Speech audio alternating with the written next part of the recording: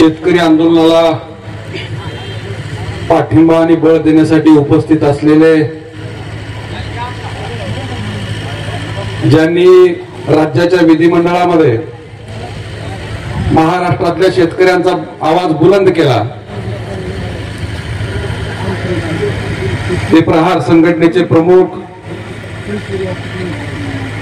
आणि आज कारेगाव फाट्याला जमलेल्या सर्व शेतकऱ्यांचे आशास्थान सन्माननीय बच्चूभाऊ कडू व्यासपीठावर उपस्थित असलेल्या सर्व मान्यवरांची मी दिलगिरी व्यक्त करतो, कारण वेळ खूप कमी आहे आणि ऊन भरपूर लागतंय. खरं तर बच्चूभाऊला आम्हाला उन्हात बसायची सवय आहे. तुम्ही लोकांनी इथे व्यवस्था केली म्हणून ती काढता येणार,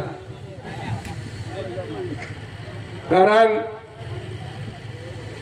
शेतकरी आज एवढ्या मोठ्या संकटात असताना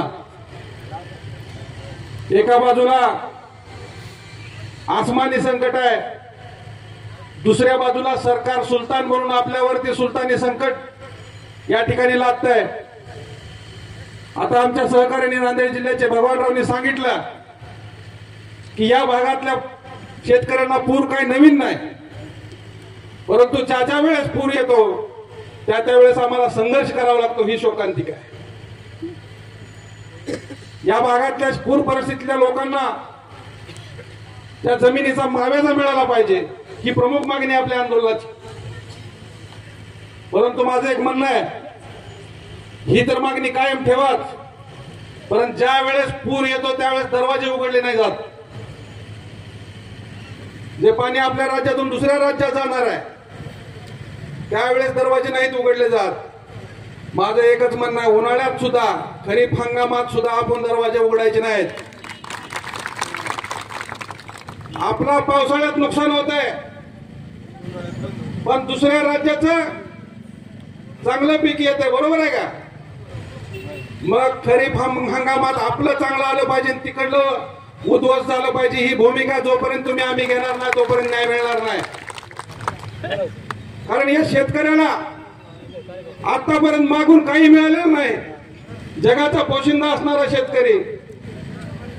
काल परवा राज्याचा कृषी मंत्री सभागृहात रंबी खेळतो म्हणून आम्ही त्या ठिकाणी एक आंदोलन केलं. बच्चू भाऊ, त्यावेळेस तुम्ही आमच्या पाठीशी भक्कमपणाने उभे राहिलात. राज्याचा नालायक कृषी मंत्री बदला म्हणून आम्ही पत्ते त्या ठिकाणी हिबाळले ते राष्ट्रवादीच्या प्रदेशाध्यक्षासमोर. परंतु राष्ट्रवादीच्या लोकांनी आमच्यावरती हल्ला केला, सगळ्या महाराष्ट्रानं बघितलंय. पण आम्ही सांगितलं, एवढा तुमचा माज, एवढी सत्तेची मस्ती आहे, ती मस्ती बच्चूभाऊ 3च शेतकऱ्याच्या पोरांनी आम्ही अजित पवारची मस्ती पुण्यात जाऊन उतरवली. एक लक्षात घ्या, एवढी ताकद आपल्या शेतकऱ्यांच्या पोरांच्या मध्ये आहे. मला महाराष्ट्रातल्या अनेक लोकांनी फोन करून सांगितलं, छावा संघटनेची पद्धत जशास तसं उत्तर देण्याची आहे, तुम्ही जशास तसं उत्तर द्या. मी म्हणलं, आता छावा संघटनेनं चाल बदलली आहे, कारण हा विषय शेतकऱ्यांच्या जिव्हाळ्याचा आहे. जर असा चुकीचा असंवेदनशील व्यक्ती त्या ठिकाणी सभागृहात बसून पत्ते खेळत असेल, त्यामुळे जर आम्हाला मारहाण होत असेल तर त्या हल्ल्याचा बदला आम्ही कर्जमाफी घेऊन बदला घेणार.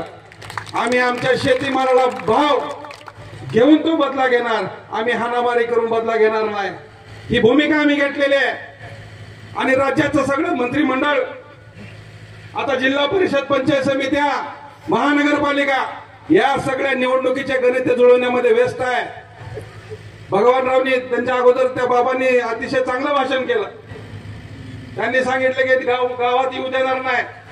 बच्चू भाऊ, माझं तर असं म्हणणं आहे, जिल्हा परिषद, पंचायत समित्या, महानगरपालिका या सगळ्या इलेक्शनला, या सगळ्या निवडणुकीवरती शेतकऱ्यांनी बहिष्कार टाकून येणाऱ्या निवडणुकामध्ये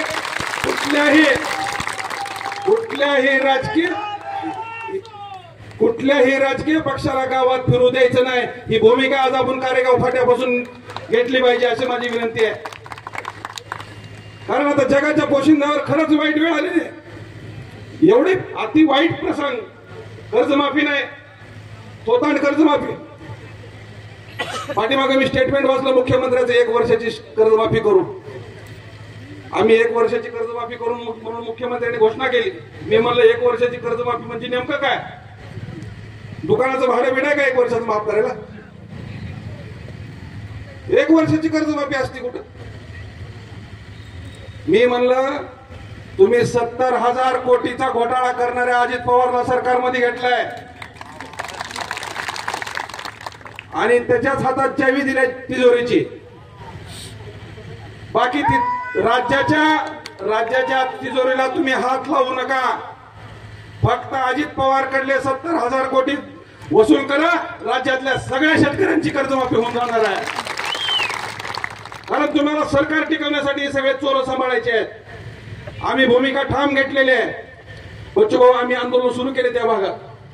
कर्जमाफीच्या संदर्भात प्रचंड मोठं जन आंदोलन आपल्या राज्यात या ठिकाणी मराठवाड्यातून उभा राहील. बच्चूभाऊंची साथ आहे. प्रचंड मोठा अनुभव आहे त्यांना. त्यामुळं जेवढी आपल्याला ताकद लावता येईल. मी तर म्हणतो तुम्ही विधानसभेला पडलात ते बरं झालं. कारण तुम्हाला आता राज्यात फिरायला वेळ भेटलाय.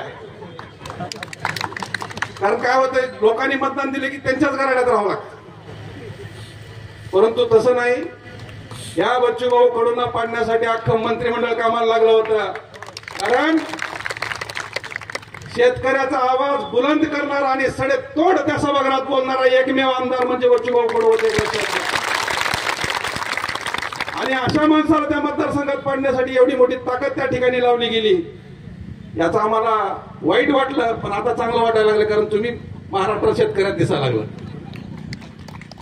म्हणून इथून पुढच्या काळामध्ये जी काय आंदोलन करायचे, जी काय भूमिका आम्ही घेऊ ती शेतकरी हिताची असणार आहे.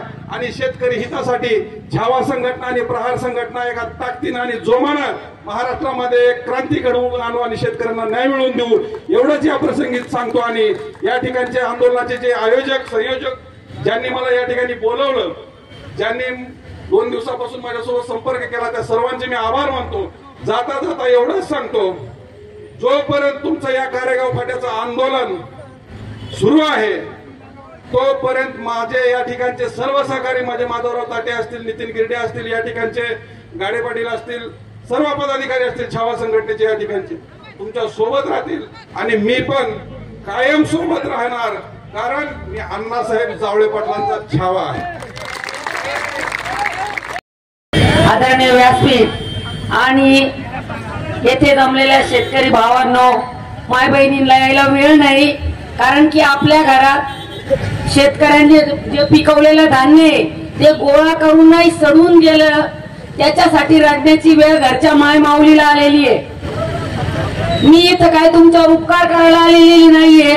आणि ह्या नांदेड जिल्ह्यातल्या प्रत्येक जिथं जिथं शेतकरी संघटनेचा बोर्ड आहे त्या गावात माझी सभा झालेली आहे. ते नवीन पोर असेल त्यांना माहित नसल, पण शरद जोशींचं 1980 पासूनचं आंदोलन परत सुरू करावं लागतं. शरद जोशींनी एकच नारा दिला होता, पिकलं तवा लुटलं देणं घेणं फिटलं. कर कर्जा नाही देंगे, बिजली का बिल भी नाही देंगे. आणि कर्ज वसुली अधिकारी आणि पुढाऱ्यांना गावबंदीचे बोर्ड आजही नांदेड जिल्ह्यातल्या गावागावात आहे. कोणी विसरला असेल तर मला माहित नाही, पण शेतकरी संघटनेचं ज्या ज्या गावात केदार आहे तिथं कोणताही वसुली अधिकारी आजही येत नाही. शरद जोशींनी सांगितलं तुम्हाला लई सरळ भाषा येत नाही, 5-3 क्षेत्रे पण ओपन हे फरक पडत नाही. माझ्या घरी स्वयंपाकाला बाई हे रिकामीच मी. तुम्ही म्हणले आजपासून बसा, काही फरक पडत नाही. फक्त इथं राजकारण करणाऱ्यांना घुसू देऊन 40 वर्षापासून गोदाकाठचा शेतकरी या परिस्थितीला तोंड देतो. मग ठरवून शेतकऱ्याला गरीब दरिद्री आणि कर्जबाजारी ठेवायचंय का? या सगळ्या परिस्थितीला सरकार जबाबदार आहे. आणि सरकार कुणाचंही असू ते शेतकऱ्यांचे कत्तलखाने म्हणून आजकाल काम करायला लागलं. या सगळ्या परिस्थितीची जाणीव ठेवून तुम्हाला आम्हाला, मला तर वाटतं ना दादा, सॉरी म्हणजे आपण आता उपोषण करू नये. बच्चू भाऊला पण मला त्यांची माझी त्या दिवशी पुण्यात पण भेट झाली. आपण आपल्या किडण्या खराब करून घेऊ नये. शरद जोशींनी सांगितलं होतं आपण नांगर आकारणारे लोक आहे, नांगराच्या फाळाच्या तलवारी करून एकेकाचा खून करायची वेळ आलेली आहे. अरे घरच्या माय माऊलीला खायला नसल आणि यांच्या बायका कुठं कुठं टीव्हीवर जाहिराती करत असत. शरम वाटायला पाहिजे. आपल्या कपाळाचं कुंकू पुसण्याचं काम जर हे सरकार करत असेल तर शेतकरी संघटना महिला आघाडी म्हणून तुम्ही जिथं बोलवाल तिथं मी तुमच्या सोबत आहे. एवढंच बोलते. थांबते. धन्यवाद.